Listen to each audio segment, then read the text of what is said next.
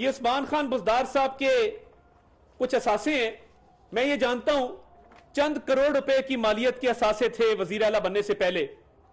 इमरान खान साहब ने खातून अव्वल के कहने पर उनको वजीर आला इसलिए लगाया ताकि पंजाब के अंदर ज्यादा से ज्यादा सरमाया अपने पास लाया जा सके।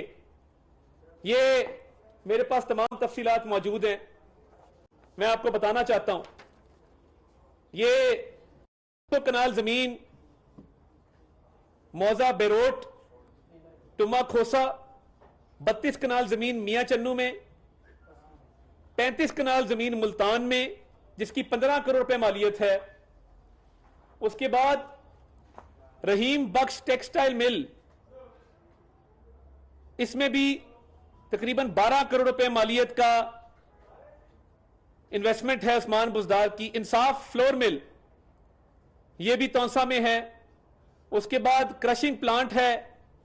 उसके बाद एक पेट्रोल पंप है तौसा में। उसके बाद टोयोटा का एक शोरूम है जिसके अंदर इन्वेस्टमेंट है। ये टोटल 27 करोड़ रुपए की मालियत के असासे सिर्फ ये हैं जो तौसा के अंदर बनाए गए, और ये सीएम बनने के बाद बनाए गए। उससे आगे चलें, 4 एकड़ का स्पेनिश विला है मुल्तान में।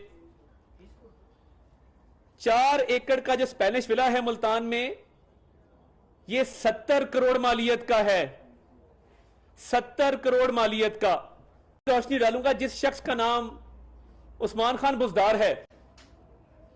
हमने ये फैसला किया है कि उस्मान खान बुज़दार और उनके साथ जितने लोग करप्शन में मुलव्विस थे, इख्तियारात के नाजायज इस्तेमाल करते हुए कौम का अरबों रुपया लूटने में मुलव्विस थे, पंजाब एंटी करप्शन डिपार्टमेंट में उनके खिलाफ दरखास्त आज दायर करने जा रहे हैं।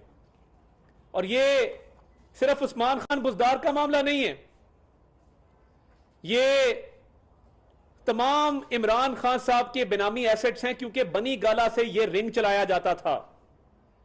बनी गाला से खातून अव्वल के जरिए फरागोगी, एहसन जमील गुज्जर और फिर उस्मान बुज़दार ये काला धन कमाकर हिस्सा वहां पहुंचाते थे।